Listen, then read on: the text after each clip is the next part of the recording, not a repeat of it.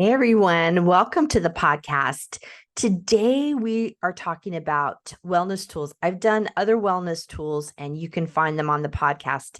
Today we're doing wellness tool number 4, and that is playfulness is self-care. And I can put is as a capital, is self-care.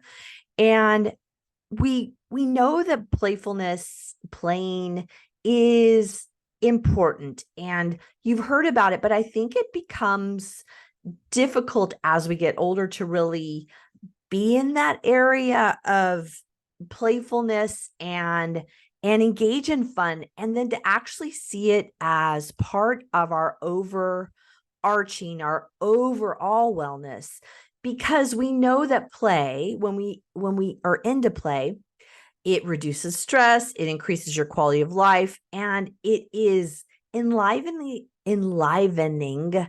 mentally and physically. So it is a super great tool to decrease that overwhelm. If we tend to go towards food as our way of managing life, the starting spot can be, do you have enough play in your life? And let's start looking about that. We want to first go to what is playful and self-care. So like, how do you know if you're being playful? How do you know if this is actually happening? Um, like I said, I think we lose track of what's fun when we get older and when we have a lot of responsibilities. And I think it comes back to that personal exploration, that personal wondering, what is fun for me? And every time, I promise you, when I've asked people, what do you do for self-care? What do you do for fun? What do you do for play? They look at me blankly and say, what is that? I've lost track of that. So let's talk about some certain ways to begin to determine that. And the first way is to experiment. I love this idea because this is the idea that we try different activities, try different things, and observe how they make us feel. Because if we're really in the spirit of play, we should feel good afterwards. We should feel taken care of and enlivened in some kind of way. And so doing activities and then asking afterwards, did that feel like play? Did that feel like fun? Is that my self-care? Because it could be, it's not your self-care. It could be, it was something that other people do that you think you're supposed to do, but it didn't really feel like fun. I was just talking with somebody earlier today about where they live, and they go to the lake. And I said, oh, where you live, I don't think I could do it. I really love the beach. I love the ocean.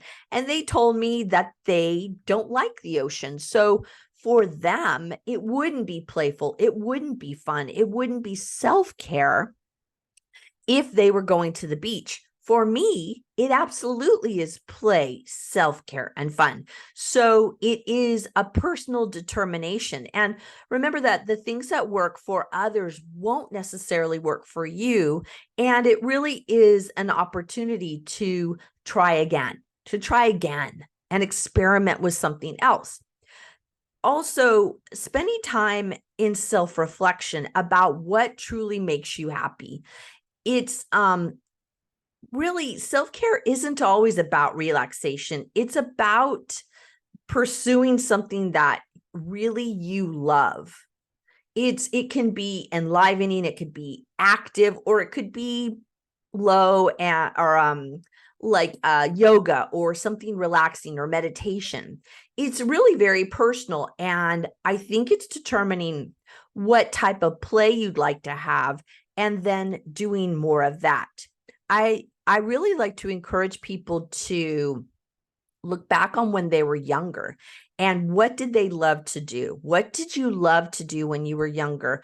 What did you love to do when you were single and you could do whatever you wanted? I spent a lot of time being single before I got married and had kids, and I look back and go, gosh, I love those things. And what for me, that when I started reintroducing those things that I used to do when I was single and when I was younger, it actually became very playful for me and really part of my self-care. And I would not have thought to integrate that into my life until I had this really self-reflection on what did I used to do? What was fun for me? And would I like to do that now? And would that be something that would embody play for me at this point in time? And what was interesting to me is that often I found that the answer was heck yeah.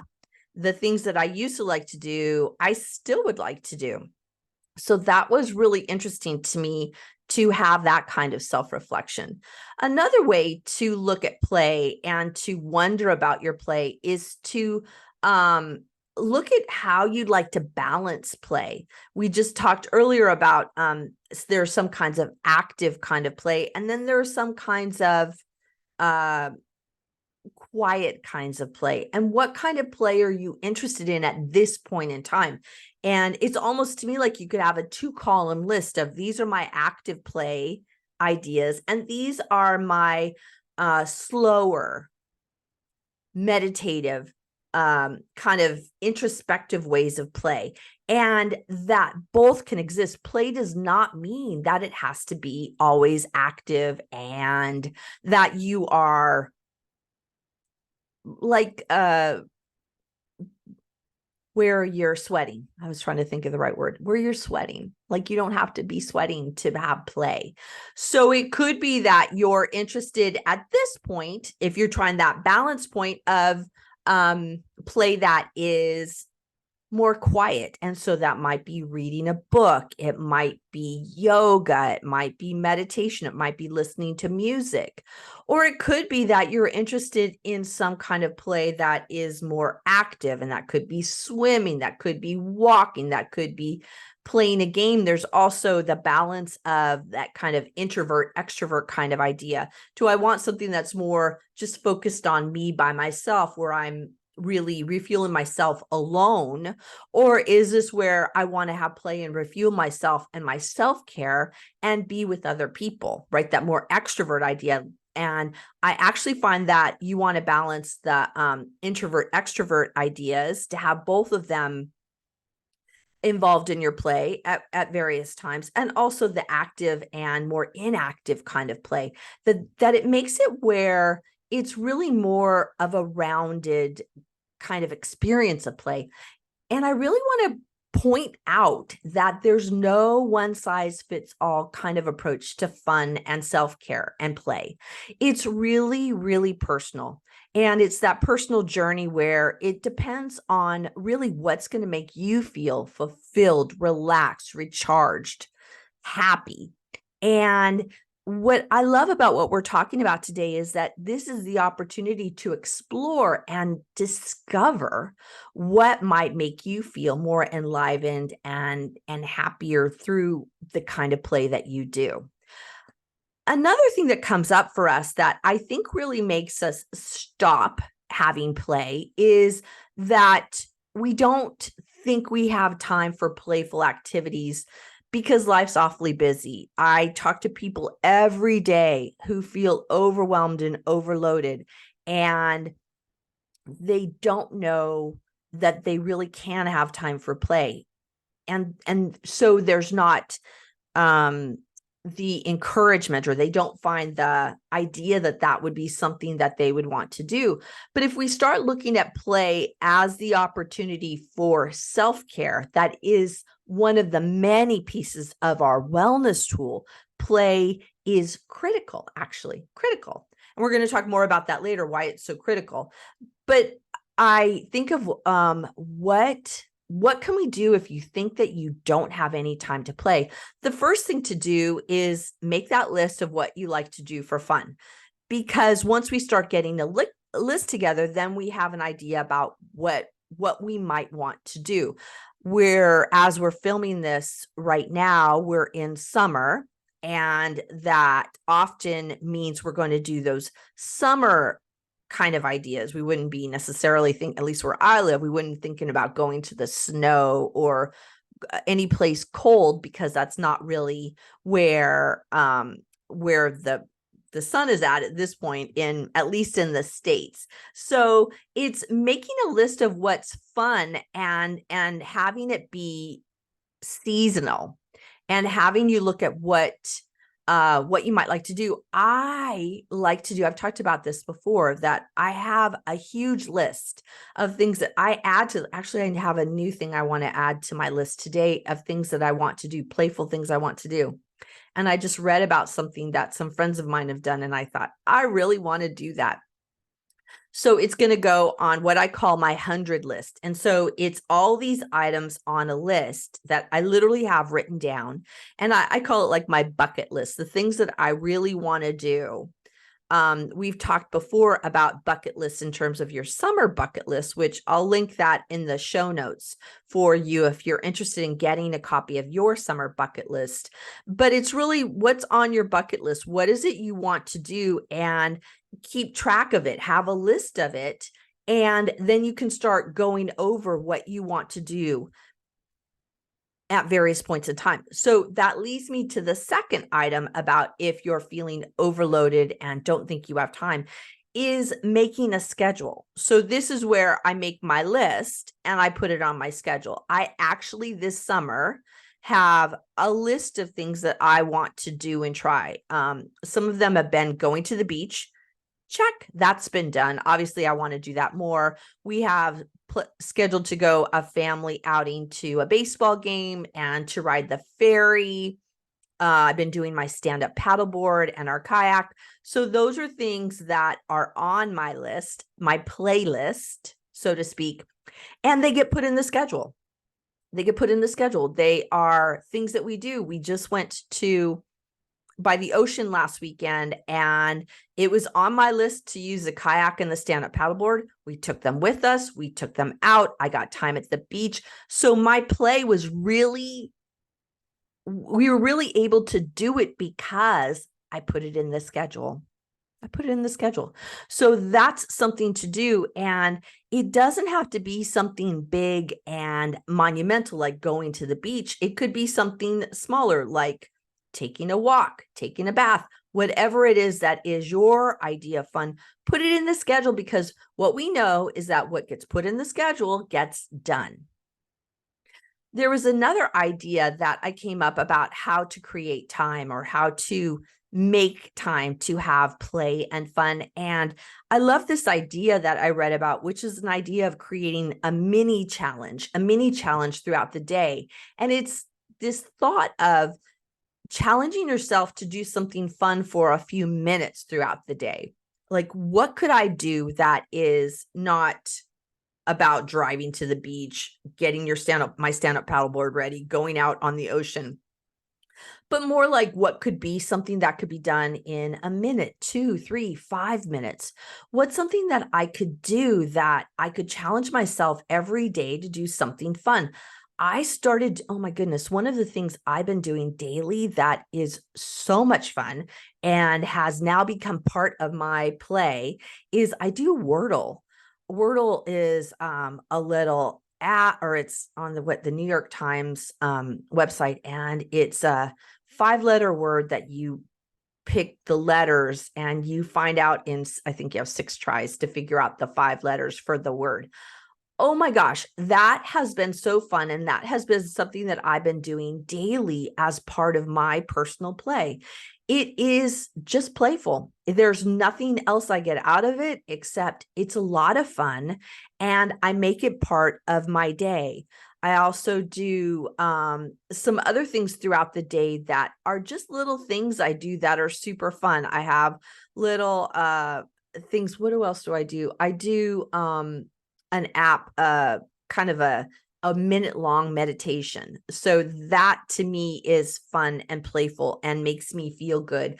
And it goes on the lines of that more relaxing kind of play.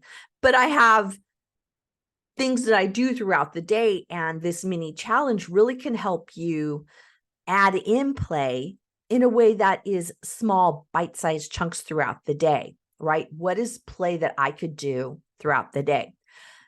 And the next thing you can think about is, when it comes to play, we can sometimes not allow ourselves to do it. So finding support. Who's a friend that might want to play with you? Who's a family member that might want to play with you? I promise you, if you have kids, they would love to play. They would love to do something playful. I was just out swimming last night with my daughter, and she was super playful. And she said, I'm going in the pool. Who wants to go? And it's like, yeah, me, I'll go. And so we played and had lots of fun. So that was a supportive person that encouraged me to get into play. So you can help them get into play, and they can help you. So you can assist each other in terms of being more playful.